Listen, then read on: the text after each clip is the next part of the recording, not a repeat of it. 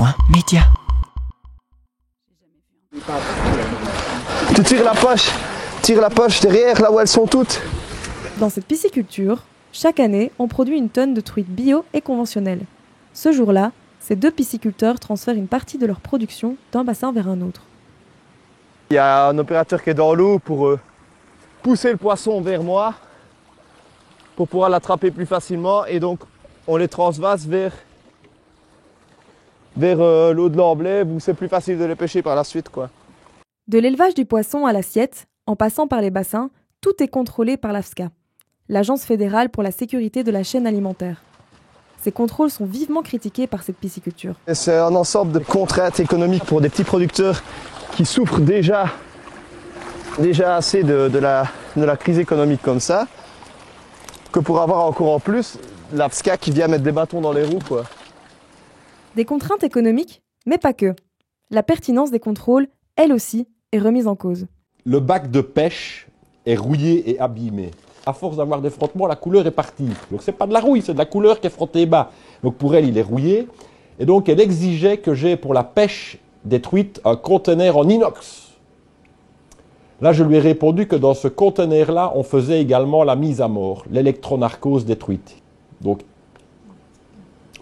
eau, poisson, électricité, ça fait déjà pas bon ménage. Enfin, eau, électricité déjà. Ça, vous pouvez demander à Claude François, il va vous le confirmer. Mais alors, eau, poisson, électricité dans un conteneur en inox, je pense qu'en 10 jours de travail, j'aurais à moi seul diminué la moitié du chômage en Belgique.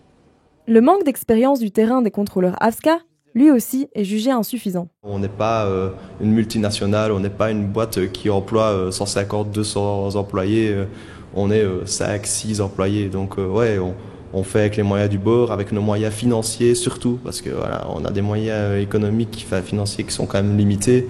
On fait ce qu'on peut, quoi. Il faut qu'ils soient plus compréhensifs à ce niveau-là et voilà. Un sentiment d'impuissance auquel l'AFSCA a souhaité répondre.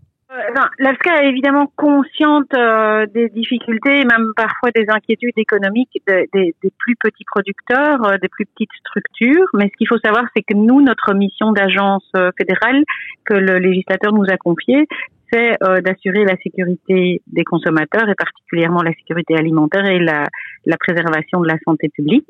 Donc on peut évidemment pas faire passer cette mission de préservation de la santé après les intérêts économiques de qui que ce soit.